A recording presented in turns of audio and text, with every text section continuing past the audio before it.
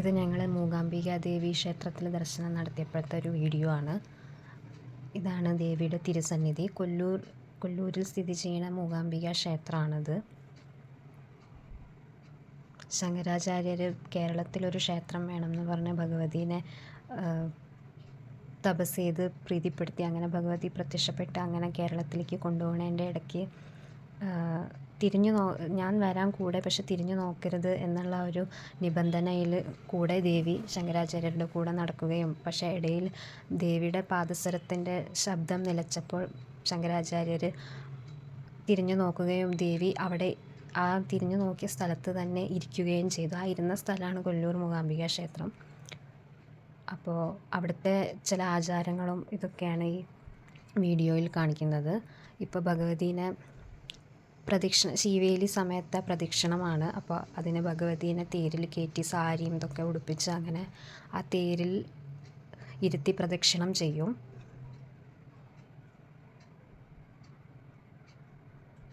അപ്പോൾ അതിൽ പൂജാരി ചില പൂജയും കർമ്മങ്ങളൊക്കെ ചെയ്ത് അതിന് ശേഷം ആ തേര് വലിക്കാൻ തുടങ്ങും. അപ്പോൾ തേര് വലിക്കുന്നതിന് മുന്നേ നാളികേരം ഉടയ്ക്കും. എത്രയോ നാളികേരങ്ങൾ ഉടച്ചിട്ടാണ് പിന്നെ ആ തേര് വലിക്കാൻ തുടങ്ങുക.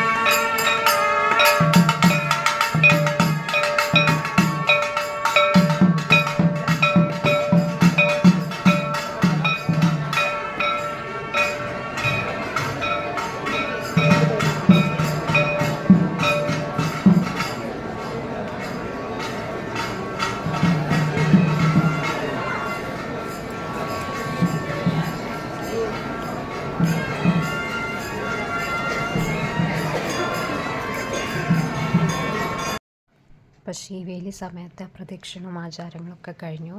എന്നിട്ട് ഞങ്ങൾ സൗപർണിക നദിയിലേക്ക് പോയി. അവിടെ വെള്ളം അത്ര അധികം ഉണ്ടായിരുന്നില്ല, വേനലായതുകൊണ്ട് കുറച്ച് വെള്ളം കുറവായിരുന്നു. അവിടുത്തെ ഒരു മെയിൻ ഹൈലൈറ്റ് എന്ന് പറഞ്ഞാൽ കുരങ്ങന്മാരാണ്. അപ്പോൾ അവിടെ സൈഡിൽ ഒരുപാട് കുരങ്ങന്മാരെ നമുക്ക് കാണാം. ഇങ്ങനെ അങ്ങോട്ടും ഇങ്ങോട്ടും ഓടി കളിക്കുന്നുണ്ടാവും കുറേ കുരങ്ങന്മാർ. Pregnant are not allowed inside the temple shrine. Menstruating women are not allowed inside the temple until completion of 5 days. Those who have births in their family or mourning of any death are not allowed inside the temple until the completion of 11 days. Alcohol, smoking and spitting is prohibited inside the temple premises. ಶೌಚವಿದ್ದಲ್ಲಿ 11 ದಿನಗಳವರೆಗೆ ಶ್ರೀದೇವಳವನ್ನು ಪ್ರವೇಶಿಸುವ. ഈ നദിയുടെ തൊട്ടടുത്ത് തന്നെ ഒരു ഗണപതി ക്ഷേത്രമുണ്ട്. അപ്പോൾ ആ ക്ഷേത്രത്തിൽ ദർശനം നടത്തി, നദിയിലിറങ്ങി ശുദ്ധിയായതിനു ശേഷം ക്ഷേത്രത്തിൽ ദർശനം നടത്തി. അത് കഴിഞ്ഞ് വീണ്ടും മൂകാംബിക ಕ್ಷೇತ್ರത്തിലേക്ക് തന്നെ ദർശനത്തിന് പോയി. ಇದನ್ನು ಕಡ್ಡಾಯವಾಗಿ ನಿಷೇಧಿಸಲಾಗಿದೆ. ದೇವಸ್ಥಾನದ ಒಳ ಪ್ರಾಕಾರದಲ್ಲಿ ಫೋಟೋಗ್ರಫಿ. ഇത് ദീപാരാധന സമയത്തെ കാഴ്ചകളാണ്. അപ്പോൾ ആദ്യം ദീപാരാധനയ്ക്ക് തൊട്ട് മുമ്പ് ആ ദീപസ്തംഭം മുഴുവൻ അവർ തെളിയിക്കും. അത് ഫുൾ തെളിഞ്ഞ് കാണാനൊരു ഭയങ്കര പ്രത്യേക ഭംഗിയാണ്. ആ സന്ധ്യാസമയവും ആ ദീപങ്ങളെല്ലാം തെളിഞ്ഞ് അതിൻ്റെ ഒരു വെളിച്ചവും ഒരു പ്രത്യേക അന്തരീക്ഷമാണ് ആ സമയത്ത്. 7 മണിയോടുകൂടി ദീപാരാധന തുടങ്ങും. അപ്പോൾ ആ ദീപാരാധന സമയത്ത് അവിടെ വാദ്യഘോഷങ്ങളും ഒക്കെ ഉണ്ട് അവിടെ.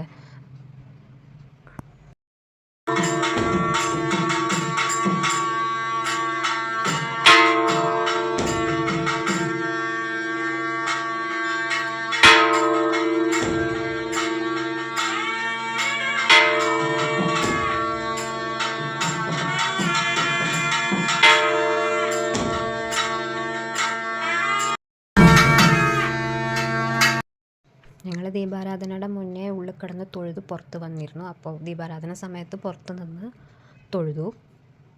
പിന്നെ രാത്രി അവിടെ ഡാൻസ് പ്രോഗ്രാംസ് നടക്കുന്നുണ്ടായിരുന്നു സ്റ്റേജിൽ. പുറത്ത് സ്റ്റേജിൽ ഡാൻസ് പ്രോഗ്രാംസ്, കഥക് പെർഫോമൻസ് ആയിരുന്നു ഇതൊരു ഗ്രൂപ്പിൻ്റെ. അപ്പോൾ അങ്ങനെ അതും കണ്ട് അന്നത്തെ ദിവസത്തെ ദർശനം ഭംഗിയായി കഴിഞ്ഞു.